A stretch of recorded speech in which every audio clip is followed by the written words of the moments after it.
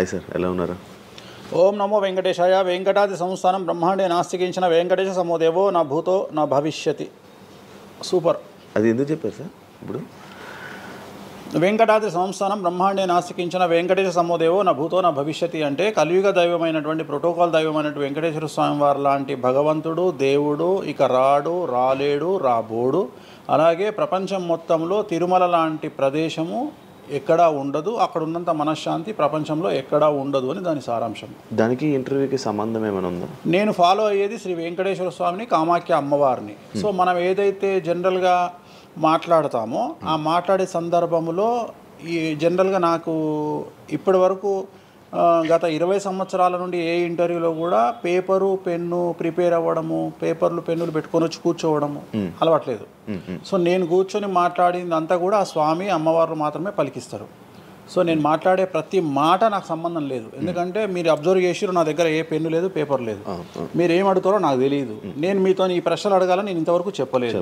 So మీరు ఏం అడుగుతారో మీ ఐక్యూ లెవెల్ని బట్టి ఉంటుంది. సో నాకు ఆన్సర్ చేసేది స్వామి అమ్మవార్లు ఆన్సర్ చేస్తారు. సో అది చెప్పి ఇంటర్వ్యూలో కూర్చోవడం నాకు అలవాటు. సో ఏదైనా మీరే పలికిస్తారు అనేటువంటి బ్లైండ్ నమ్మకంతో, గుడ్డి నమ్మకంతో ఆ స్వామిని అమ్మవారిని నమ్ముకొని కూర్చుంటాను ఇంటర్వ్యూలో. ఓకే, ఇప్పుడు ఎలానో ఉగాది వస్తుంది, కొత్త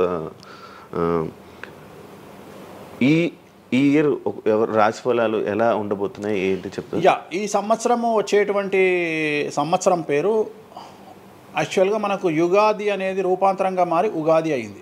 యాక్చువల్గా యుగాది యుగాది అది ఉగాదిగా మారింది. ఈ సంవత్సరము పేరు శ్రీ విశ్వ వసునామ సంవత్సరము. ఈ సంవత్సరానికి అధిపతి రవి అంటే సూర్యుడు. సో ఈ సంవత్సరము ఎలా ఉండబోతుంది ఓవరాల్ సంవత్సరము అంటే, రవి అంటే రాజు, రాజకీయాలు, పబ్లిసిటీ, ఈ మూడు రవి కమాండ్ చేస్తాడు. అంటే ఈ సంవత్సరము బాగా బాగా బాగా ఎఫెక్ట్ అయ్యేటువంటి వాళ్ళలో రాజకీయ నాయకులు నెంబర్ 1 పొజిషన్లో ఉన్నారు. దేశాలు ఉన్నాయి అంటే దేశాల మధ్యన, రాష్ట్రాల మధ్యన యుద్ధ వాతావరణము, రాజుల మధ్యన వైరము, రాజులకు ప్రాణగండము, రాజులకు కారాగార వాసము, ప్రకృతి వైపరీత్యాలు, మరీ ముఖ్యంగా అగ్ని ప్రమాదాలు, విమాన ప్రమాదాలు, పడవ ప్రమాదాలు, రైలు ప్రమాదాలు, సో అనుకోని ప్రదేశాలలో అగ్ని ప్రమాదాలు, అలాగే సునామీ హెచ్చరికలు, అలాగే నగరాల్లో విపరీతమైన వర్షపాతము, అండ్ మరీ ముఖ్యంగా ఈ సంవత్సరం విడాకుల సంఖ్య చాలా ఎక్కువ. అలాగే వీటిలో పాజిటివ్ తీసుకుంటే ఆడవారికి విపరీతమైన రాజయోగము, అంటే ప్రాముఖ్యత అనేది ఈ సంవత్సరం ఆడవారికి పెరుగుతుంది. అలాగే 25 సంవత్సరాల నుండి 35 సంవత్సరాల యువతలో ఎక్కువగా కార్డియాక్ అరెస్ట్లు అంటే చనిపోవడము, అలాగే కన్ను లేదా చర్మానికి హార్ట్, లివరు సంబంధించినటువంటి ఏదైనా ఒక వైరస్ బాధించే అవకాశము. సో ఇవన్నీ కూడా ఈ సంవత్సరం ఉన్నాయి. దీనికి కారణం షష్టగ్రహ కూటమి అని మీనరాశిలో ఏర్పడుతోంది. సో షష్టగ్రహ కూటమి 2019 డిసెంబర్లో ఏర్పడ్డప్పుడు మనకు కరోనా వచ్చింది. అలాగే ఈ సంవత్సరము మార్చి 30వ తేదీ 2025 సంవత్సరంలో మనకు మళ్ళీ షష్టగ్రహ కూటమి మీనరాశిలో ఏర్పడుతోంది. సో దీనివల్ల సుమారు మేషరాశి, సింహరాశి, తులారాశి, ధనుస్సు రాశి, మీనరాశి వాళ్ళు చాలా చాలా సమస్యల బారిన పడేటువంటి అవకాశాలు ఉన్నాయి. ఇది ఓవరాల్ సంవత్సర ఫలితము. ఇక మకర రాశి, గత 10 సంవత్సరాల నుండి మకర రాశి వారు పడుతున్నటువంటి బాధలన్నీ తొలగిపోతాయి. 7.5 సంవత్సరాల ఏలినాటి శని వెళ్ళిపోతూ ఉంది.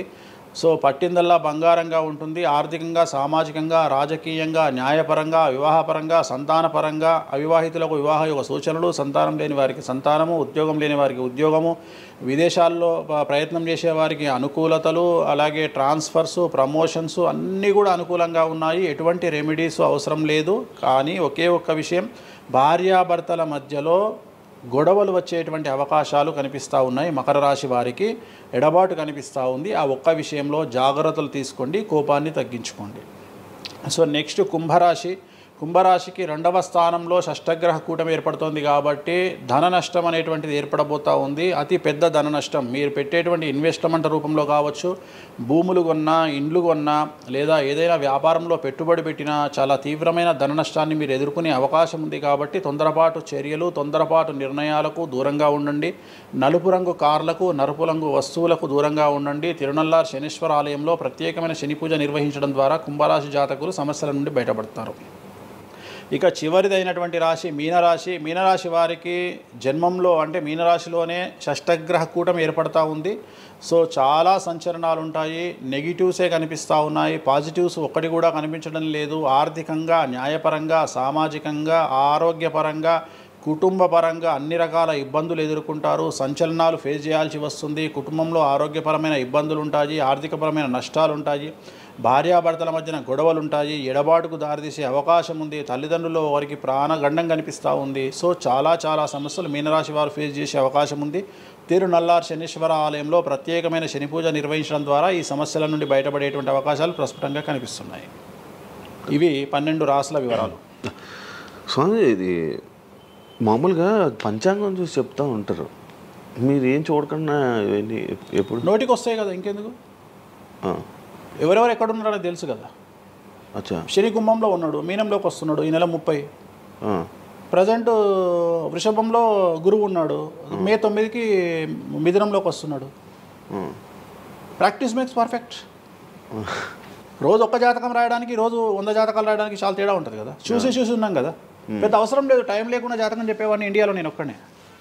పుట్టిన టైం లేకుండా జాతకాన్ని చెప్పేవాడిని నేను ఒక్కడనే. నాకు టైంతో పని లేదు, డేట్ ఆఫ్ బర్త్ ఇస్తే చాలు. నాకు చెప్తారా? డేట్ ఆఫ్ బర్త్ ఇస్తే చాలు. టైం వితౌట్ టైం నేను చెప్పేస్తాను జాతకం. ఇప్పుడు ఒకసారి చెప్పనా? నాది ఇప్పుడు చెప్పనా? ప్రాక్టికల్ ఎందుకు అన్ని సంచలనాలు చెప్తా కదా నేను, మళ్ళీ కెమెరా రికార్డ్ అయితే. ఓకే, వద్దులే. నాకు నార్మల్ చెప్పేది అలవాటు లేదు కదా. నా దగ్గరికి రావాలంటే ప్రిపేర్ అయ్యి రావాలి. అంటే నేను సొల్లుపురానని చెప్పా, 40 ఏళ్ళకి ఇల్లు కొంటావు, 50 ఏళ్ళకి నరుకుతావు, కొరుకుతావు, ఇవి కాదు. వచ్చే 6 నెలలు జైలుకు పోతావు. నీకు విషయం ఎవరిదైనా. సో ఈ టైంలో డివోర్స్ అవుతుంది, ఈ టైంలో యాక్సిడెంట్ అవుతుంది. అంటే చెడును తెలుసుకోవడం వల్ల చెడు నుండి బయటపడడం ముఖ్యంగా. నేను చెప్పినా చెప్పకుండా నువ్వు కారు కొంటావు. నువ్వు కారు కొనడం అనేది it is very normal, right? నువ్వు ఇల్లు కొనడం అనేది నార్మల్. నా దృష్టిలో చెడు చెప్పడం వల్ల చెడు నుండి తప్పించుకోగలిగితే చాలు అనేది. నీ మంచిని ఎవడు ఆపలేడు, చెడు ఆపొచ్చు. ఇప్పుడు నువ్వు బెంజ్ కారు కొనుక్కుంటా అంటే, నువ్వు ఒక BMW కొనుక్కుంటా అంటే నేను ఆపను. కానీ BMW 140 పోతే ఆపుతా. నేనేమంటా, భగవంతుడు నీకు BMW ఇచ్చింది భగవంతుడు, కానీ 180లో పోయే కక్కుర్తి నీకుంటే నేనెవడు కాపాడలేడు. హైదరాబాద్ రోడ్లకు 120 లాస్ట్, 140 పైన బండి షేక్ అవుతుంది ఈ రోడ్లకు. సో 120 కంటే ఎక్కువ పోకు అని చెప్తా. కానీ దేవుడిని అయితే నీకు BMW ఇవ్వద్దు అని నేను చెప్పలేను కదా. సో నీకు BMW దేవుడు ఇస్తాడు. సో నువ్వు స్వయంకృత అపరాధం చేసుకోకుండా కాపాడాల్సిన బాధ్యత నాది. బాబు ఫ్యాటీ లివర్ ఉంది, మందు తాకు. బాబు రంగ్స్ దొబ్బినాయి, సిగరెట్లు ఆపేసాయి. బాబు ఇగో పనికి మాలిన కసినోనో పేకాటనో ఆడకు, ఉన్న ఆస్తంతా సర్వనాశనం అయిపోతుంది. సో ఇవి చెప్పడం నా ధర్మం. అంతేగాని నువ్వు కారు కొంటావు, నువ్వు తోపైతావు, తురుమైతావు, నువ్వు ఎట్లాగైతావు? ఈ లివర్ మీరు ఎలా చెప్తారు? లివర్ పోయింది ఇవన్నీ జాతకంలో రవి నీచంలో ఉంటే లివర్ పోతుంది. శని రవి కలిసి ఉంటే లివర్ పోతుంది, లివర్ క్యాన్సర్ వల్ల చనిపోతారు. శుక్రుడు రావు కలిసి ఉంటే ప్రోస్టేట్ క్యాన్సర్ వల్ల చనిపోతారు. చంద్రుడు నీచంలో ఉంటే ఆడవాళ్ళకు బ్రెస్ట్ క్యాన్సర్ వస్తుంది. డాక్టర్లు చెప్తారు కదా. Medical astrology. ఇప్పుడు 100 మంది నాకు హైదరాబాద్లో ఫేమస్ డాక్టర్లు అందరూ నా క్లయింట్లు, నా ఫ్రెండ్స్. జ్యుడిషియరీ మీద నాకు అవగాహన ఉంది. శుక్రుడు రావు కలిసి ఉంటే జైలుకు పోతావు. వాళ్ళు ఏం పోతే మీరు చెప్తుంటారా డాక్టర్లు? డాక్టర్లు ఇప్పుడు నువ్వు డాక్టరు, నువ్వు నాకు ఏం అడుగుతావు అంటే, నీ క్లయింట్ డేట్ ఆఫ్ బర్త్ నాకు ఇచ్చి నువ్వు నన్ను అడుగుతావు ఈయనకి ఏ క్యాన్సర్ వచ్చే అవకాశం ఉంది అంటే, నేను ఒక 3 ఆప్షన్లు చెప్తా. 3 ఆప్షన్లు చెప్పినాక నీ క్లారిటీ వస్తుంది. నేను చెప్తా ఈయనకు ప్రోస్టేట్ క్యాన్సర్ వస్తుంది అని చెప్తా. ఎస్, ప్రోస్టేట్ క్యాన్సరే స్టేజ్ 2లో ఉన్నాడు అని చెప్తావు. ఆయన చెప్తాడు. చెప్పినాక ఈయన ఎన్ని రోజులు బతుకుతాడు డాక్టర్ స్వామి గారు అని అడుగుతాడు. అడిగితే నేను ఆయన డేట్ ఆఫ్ బర్త్ని బేస్ చేసుకొని ఇక ఇన్ని రోజులు బతుకుతాడు అని చెప్తా. సో ట్రీట్మెంట్ వల్ల ఈయనకి ఏమైనా బెనిఫిట్ అయ్యే అవకాశం ఉందా అని అడుగుతాడు. అంటే అవుతుంది అని చెప్తా. ఎన్ని రోజులు బతుకుతాడు? ఇన్ని రోజులు బతుకుతాడు ట్రీట్మెంట్ చేస్తే. సో మేమిద్దరం కమ్యూనికేట్ చేసుకుంటాం. అంటే డాక్టర్కు నా మీద ఉండే నమ్మకం వల్ల నడుస్తుంది అది. అట్లనే జ్యుడిషియరీ విషయం ఉంది. జ్యుడిషియరీలో ఇప్పుడు ఉదాహరణ ఈడీ కేసు ఉంది, ఎవరి మీద జైలుకు పోయిండు. సో ఈడీ కేసులో బెయిల్ దొరకడం చాలా కష్టం. సో నేను బెయిల్ రావడానికి పూజలు చేస్తాను. దానికి కారాగార దోష నివారణ పూజ అని ఉంటుంది. సో ఆ పూజ చేయడం ద్వారా వాళ్ళకి తొందరగా బెయిల్ వస్తుంది. సో దీని మీద అవగాహన ఉండాలంటే జ్యుడిషియరీ మీద అవగాహన ఉండాలి. సో అందుకని నాకున్న సర్కిల్లో నేను ప్రతి విషయాన్ని మాట్లాడతా. నాకు ఏం అలవాటు, రైతుతో మాట్లాడతా, రైతు సబ్జెక్టు, జుడిషియరీ జడ్జి కనిపిస్తే జడ్జితో జుడిషియరీ సబ్జెక్టు మాట్లాడతా, ఏసీపీ కనిపిస్తే ఆయనతో లీగల్ సబ్జెక్టులు మాట్లాడతా, డాక్టర్ కనిపిస్తే గైనకాలజిస్ట్తో గైనకాలజీ మాట్లాడతా. ఇప్పుడు ఉదాహరణ, నువ్వు ఇంత మాట్లాడుతున్నావు, నీకు అమ్మాయిల గురించి అవగాహన లేదు, అమ్మాయిల నెలసరి మీద నీకు అవగాహన లేదు. నాకు పూర్తి అవగాహన ఉంది. నా తల్లి, చెల్లి, అత్త, బిడ్డ అందరికీ సంబంధించి 4 రోజులు ఎందుకు టెన్షన్లో ఉంటారో నాకు తెలుసు. నెలసరిలో వాళ్ళని డిస్టర్బ్ నేను చెయ్యను. నా పెళ్ళం నా మీద అరిచినా మూసుకొని కూర్చుంటా, అంతేగాని విడాకులు ఇస్తాను బెదిరియా. అట్లనే డ్యాన్స్ చేసే అమ్మాయికి ఎన్ని కష్టాలు ఉంటాయి. ఒక హీరోయిన్ గురించి చాలా మాట్లాడుకుంటాం. డేట్లో ఉండే హీరోయిన్ డ్యాన్స్ చేయాలంటే ఎంత కష్టం, తనకు కంఫర్టబుల్ జోన్లో ఉండదు ఫిజికల్గా. సో అట్లాంటి అమ్మాయిల గురించి, వాళ్ళ కష్టాల గురించి నాకు తెలుసు. అలాగే పీసీఓడి, పీసీఓఎస్ అంటే ఏందో నాకు తెలుసు. సో హార్మోన్ ఇన్బ్యాలెన్స్ ఎందుకు వస్తుందో నాకు తెలుసు. వాళ్ళకు గడ్డాలు మీసాలు ఎందుకు వస్తాయో నాకు తెలుసు. వాళ్ళకు థైరాయిడ్ ప్రాబ్లమ్స్ ఎందుకు వస్తాయో నాకు తెలుసు. ఏ జాతకంలో ఏ గ్రహం ఎక్కడ ఉంటే ఎలా ఉంటుందో నాకు తెలుసు. అల్లు అర్జున్ లాంటి తోపు తురుము జైలుకి ఎందుకు పోయిండో నాకు తెలుసు. రేవంత్ రెడ్డి సీఎం ఎందుకు అయ్యిండో నాకు తెలుసు. రైట్, మీకు సూపర్ స్టార్గా కనిపిస్తున్న హీరో తెలుసు, కానీ సినిమాలు లేక సూసైడ్ చేసుకోవడానికి సిద్ధంగా ఉన్న హీరో నాకు కనిపిస్తాడు. అర్థమైందా? మీకు సూపర్ స్టార్ హీరోయిన్ కనిపిస్తుంది, కానీ ప్రేమ పేరుతో ఉన్న సొమ్మంతా తీసుకుపోయి మగవాడికి పెట్టి అడుగు తింటున్న హీరోయిన్ నాకు కనిపిస్తుంది. సో నాకు నెత్తిలో గ్రహాలు కనిపిస్తాయి తప్ప మనుషులు కనిపించరు. శివ అనే వ్యక్తి నాకు కనిపించడు. శివ నెత్తిలో ఉండే 9 గ్రహాలే కనిపిస్తాయి నాకు. జస్ట్ శివ అనేది ఒక పేరు నాకు, బట్ నా 9 గ్రహాలే కనిపిస్తుంటాయి. ఆడుతుంటాయి, డ్యాన్స్ ఆడుతున్నది నాకు కనిపిస్తుంటాయి. నెక్స్ట్ ఇట్లా జరుగుతుంది శివకు నెక్స్ట్ 1 ఇయర్లో. అది నాకున్న ప్రాబ్లం. కనిపిస్తాయా? నాకు అదే కదా, నా దరిద్రం అదే కదా, నాకున్న ప్రాబ్లం అదే కదా. సో నాకు నీ జాతకం ఏందో నాకు కనిపిస్తుంటుంది తర్వాత. అందువల్లనే అట్లా ఆపుకోలేక నోటి దురద వల్ల తొందరపాటు చెప్పే ఇట్లా వచ్చిన, అందుకనే ఆపుకుంటున్న వాటిని. అది ఇప్పుడు నా చూసి అంటే చెప్పేస్తారు, మొత్తం కనిపిస్తున్నాయి. అది ఏదో మన సినిమాలో ఉంటుంది, ఆయనకి మొత్తం ఇక్కడ రాత కనిపిస్తుంటుంది. భగవంతుని దయ అంతే. Okay done. థ్యాంక్ యూ స్వామి గారు.